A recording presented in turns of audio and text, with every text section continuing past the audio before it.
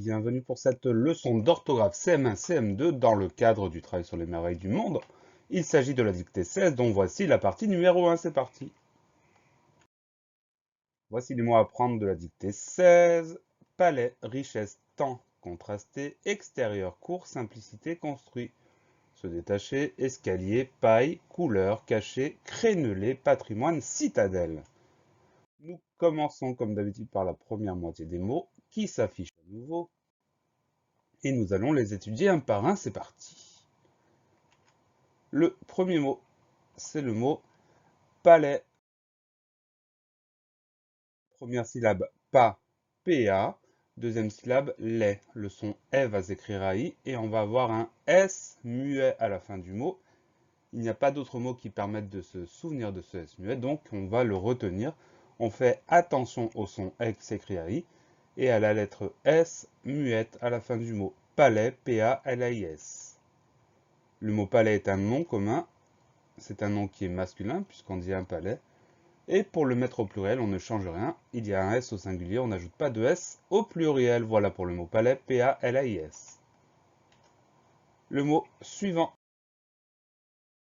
c'est le mot richesse. C'est un mot qui est de la famille de riche, donc le radical, on sait l'écrire.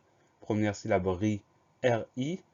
Deuxième syllabe ch, C-H. Alors attention, à la fin du mot, on va trouver le son S, parce que le mot c'est richesse. Le son E va s'écrire avec un E sans accent, puisqu'il est suivi de deux consonnes, en l'occurrence c'est deux S. Donc R-I-C-H-E, deux S, E. On fait simplement attention à ce son E, qui s'écrit avec un E sans accent, puisque ce E est suivi de deux consonnes. Richesse, R-I-C-H-E, deux S, E. Le mot richesse est un nom commun, c'est un nom féminin, puisqu'on dit une richesse. Et pour le mettre au pluriel, on ajoute simplement le petit s, des richesses avec un s à la fin. Voilà pour le mot richesse. R-I-C-H-E, 2 S-E. Le mot suivant, c'est le mot temps. C'est un mot qu'on connaît bien, qu'on a beaucoup rencontré et qui est un petit peu particulier. Le son en va s'écrire E-M parce que derrière, il y a un P. C'est la fameuse règle du M devant MBP, donc on y fait attention. E-M pour le son en. Ensuite, on va avoir deux lettres muettes. D'abord le P et ensuite le S. Donc ça fait un double piège. On pense à bien mettre ce P et à bien mettre ce S. Le P, on peut le retrouver dans un mot comme temporalité. Mais le S, on n'a aucun moyen de le retrouver. Donc ce mot-là, on le photographie pour bien retenir ces deux lettres muettes, le P et le S, et pour bien penser que le son en s'écrit EM. Temps, T-E-M-P-S. Le mot temps est un nom commun, on dira un temps, donc c'est un nom masculin. Pour le mettre au pluriel, on ne change rien puisqu'il y a déjà un S au singulier. Voilà pour le mot temps, T-E-M-P-S. Le mot suivant, c'est le mot contrasté. C'est un mot qui est un tout petit peu long, mais qui ne comporte pas de difficulté. Première syllabe, con, C-O-N. Deuxième syllabe, tra, T-R-A. Et la fin du mot, sté, S-T-E-R. Le son E s'écrit ER parce que ce mot-là est un verbe. Mis à part ça, tout va bien pour le mot contrasté, C-O-N-T-R-A-S-T-E-R. Comme on l'a dit il y a un instant, contrasté est un verbe, c'est un verbe en R, donc il appartient au premier groupe. Deux exemples de conjugaison. Ils contrastent au présent, elles ont contrasté au passé composé. Donc on découvre le participe passé contrasté avec E accent aigu à la fin. Voilà pour le mot contrasté, C-O-N-T-R-A-S-T-E-R. Le mot suivant, c'est le mot extérieur, c'est un mot qu'on rencontre fréquemment. On va le détailler. Première syllabe, ex. Alors le son E de extérieur va s'écrire avec un E sans accent, puisque ce E est suivi d'un X, il est même suivi d'un X et d'un T. Donc une raison supplémentaire. Ça veut dire que le début du mot s'écrit EX. Ensuite, T, ça va s'écrire T, E accent aigu. RI, RI. Et la fin du mot EUR, EUR, le son E de la fin du mot s'écrit EU.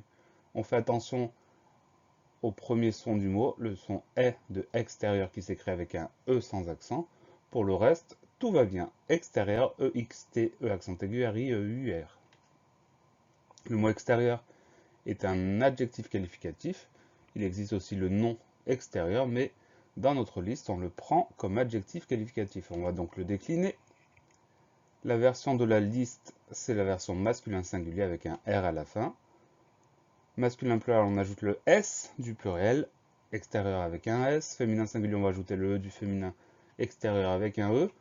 Et féminin pluriel, on ajoute le E du féminin, le S du pluriel extérieur avec ES à la fin. Voilà pour le mot extérieur, EXT, E accent aigu, RIEUR.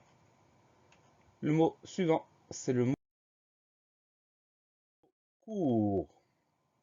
Alors le mot court, pour le mot court, il existe plusieurs homophones qui vont avoir différentes graphies. Nous, le mot court dont on va s'occuper maintenant, c'est le mot qui s'écrit C-O-U-R.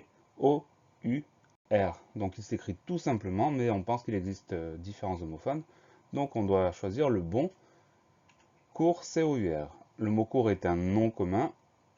C'est un nom qui est féminin, puisqu'on va dire la cour, et pour le mettre au pluriel, on ajoute simplement le S du pluriel.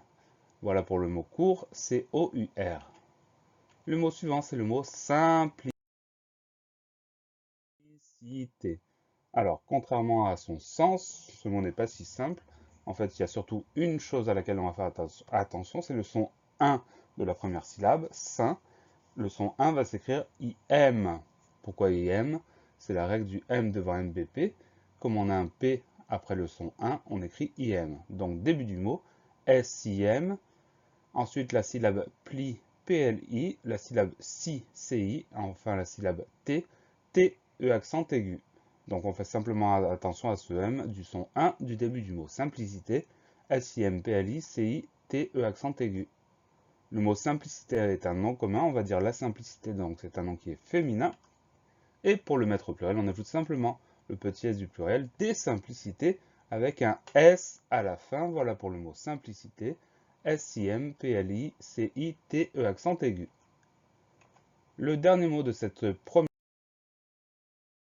moitié, c'est le mot construit. Première syllabe con, C-O-N, pas de problème. Deuxième syllabe struit. Il y a trois consonnes qui se suivent, le S, le T et le R. Ensuite, il y a deux voyelles qui se suivent, le U et le I. Et enfin, il y a un T muet à la fin. Ce T muet, on le retrouve dans le féminin construite. Donc ça permet de s'en souvenir. Après, pour le reste, il n'y a pas de difficulté, mais il faut bien penser à mettre toutes les lettres qu'on entend dans le mot construit. Construit, C-O-N-S-T-R-U-I-T. Le mot construit est un adjectif qualificatif, parce qu'on peut dire comment est-il, il est construit. La version de la liste avec un T, c'est le masculin singulier. Pour avoir le masculin pluriel, on va ajouter le S du pluriel construit avec un S. Si on ajoute le E du féminin, ça nous donne construite, TE, et là on entend la lettre T. Féminin pluriel, on ajoute le E du féminin, le S du pluriel, construite avec ES à la fin. Voilà pour le mot construit, C-O-N-S-T-R-U-I-T.